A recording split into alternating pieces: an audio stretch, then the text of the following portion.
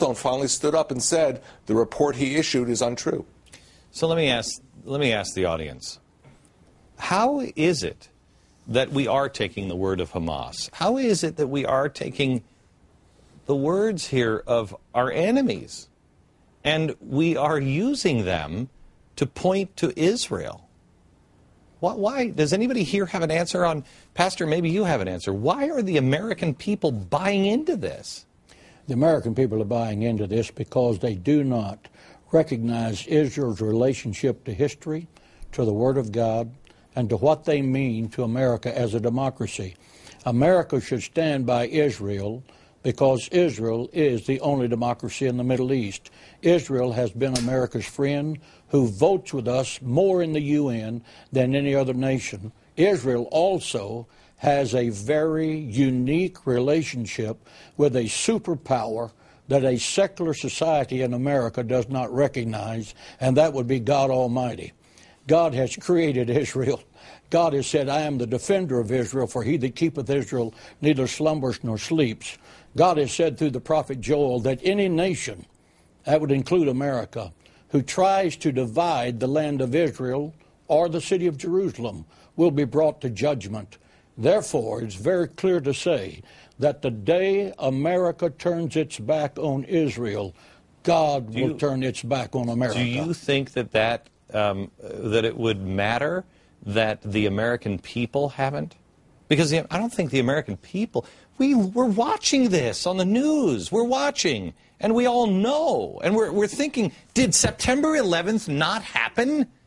When we see the Fogel family brutally murdered, and then you have the same people out giving out candy in the streets and cake exactly the way they did on 9/11, do we not remember? These are the same people.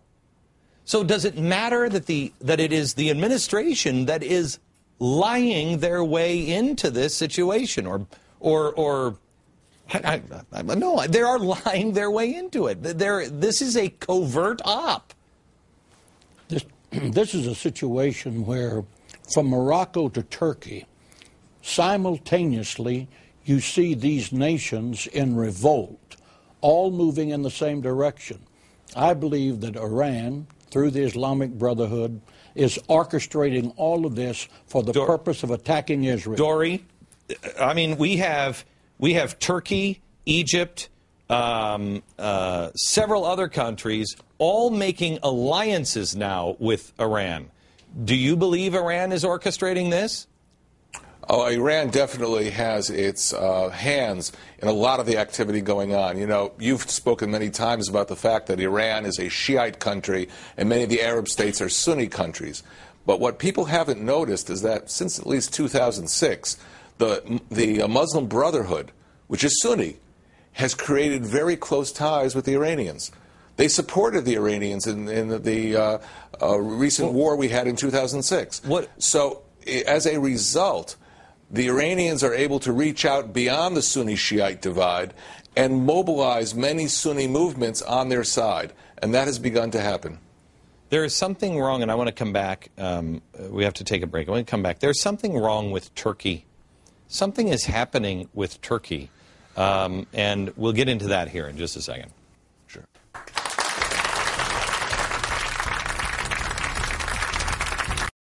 And part of it, anti-capitalist, anti-Jew.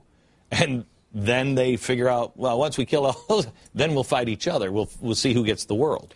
And also, I think what goes on today is there's this moral equivalence. It's obscene. It's immoral. The arsonist and the firefighter. You hurl a rocket at Israel. Right. Israel responds, and they're culpable for the response, more so than the person who hurls the rocket. Dore, how much sleep do you lose in Israel trying to, because you must feel the possibility, at least, of a global pounce on Israel. How much sleep do you guys lose? Well, let me characterize the problem. Israel is a very strong country. The Jewish people are not in a position that they were in the 1930s. We're able to defend ourselves. And by the way, the United States is a very strong country. The point of weakness is a moral weakness. It's a moral weakness coming out of Europe, which puts pressure on us today, and to some extent puts pressure on the U.S. As you started your show, you pointed out that Israel was being set up. And the point I'm trying to make, and I tried to make a little earlier, is that if you strip Israel of the defenses that it has to protect itself from this regional tsunami of radical Islam, then you leave Israel exposed. That is why we must assure something which American presidents have guaranteed Israel in writing in the past, that whatever happens in the peace process, whatever happens in the region, at the end of the day, Israel is entitled to defensible borders, and it must protect those defensible borders so that it can protect itself.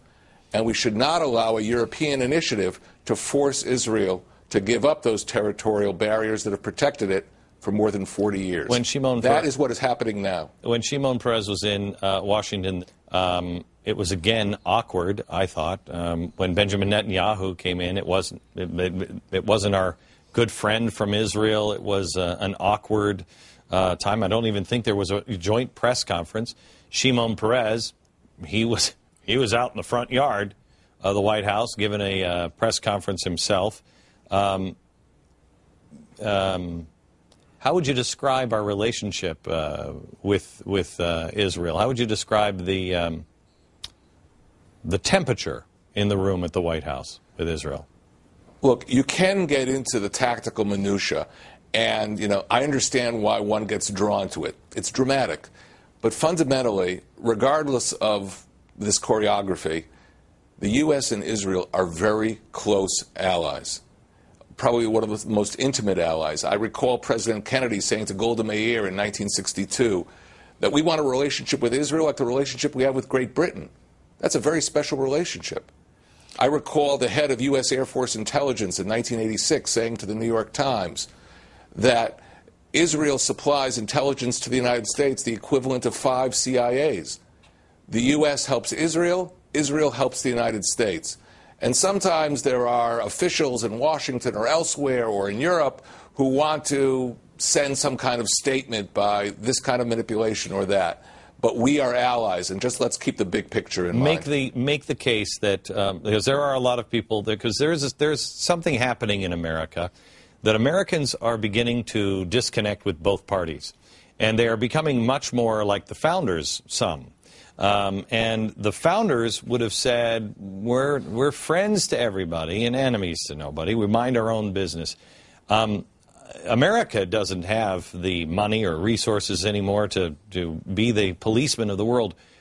Explain to somebody what it means to stand by Israel. We have to go over and fight wars with you, or what does it mean?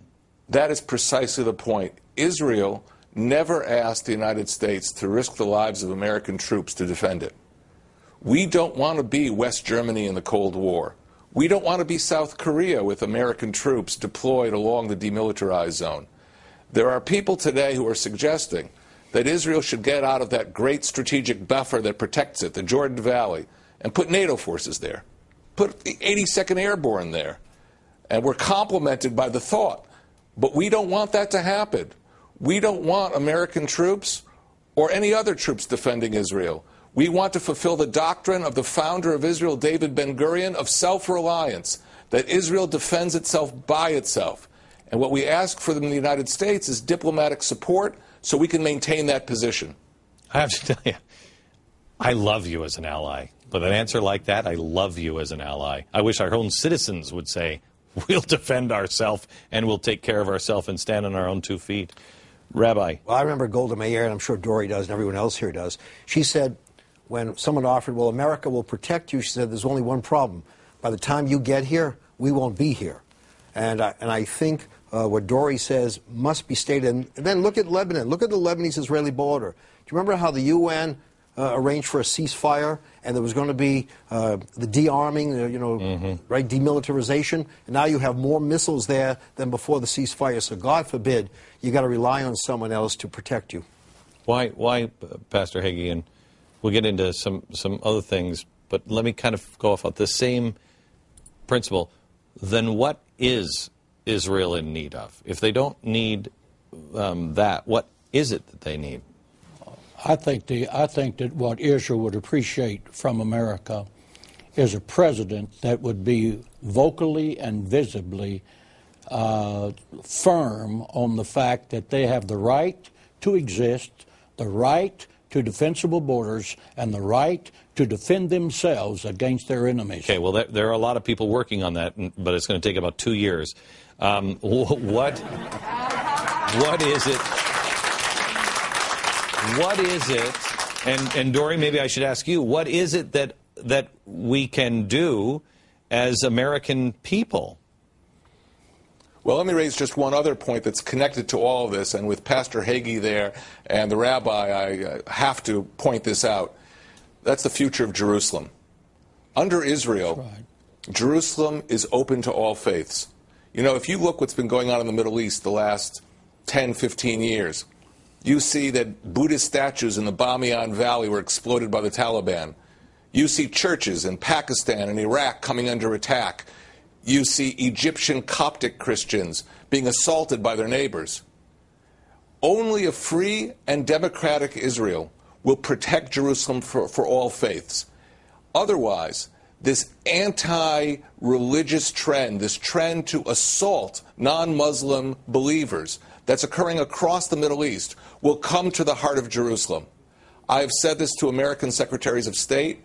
I've said this to many U.S. officials.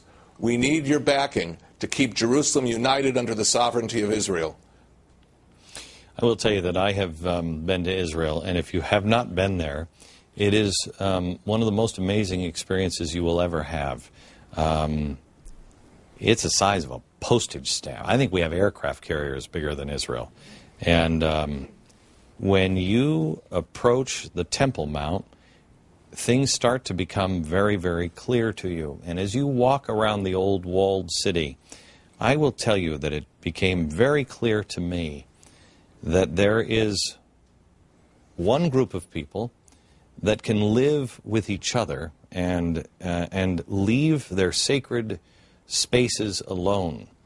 When you go into what was the room of the Last Supper, and you see that it is all mosque and Islamic writing on the walls, but it is in the hands of, if I'm not mistaken now, the Christians, but that has been left. Those markings have been left now. There is one religion that seems to try to erase the others in the old city of Jerusalem, and that must not be allowed to happen. Back in a second.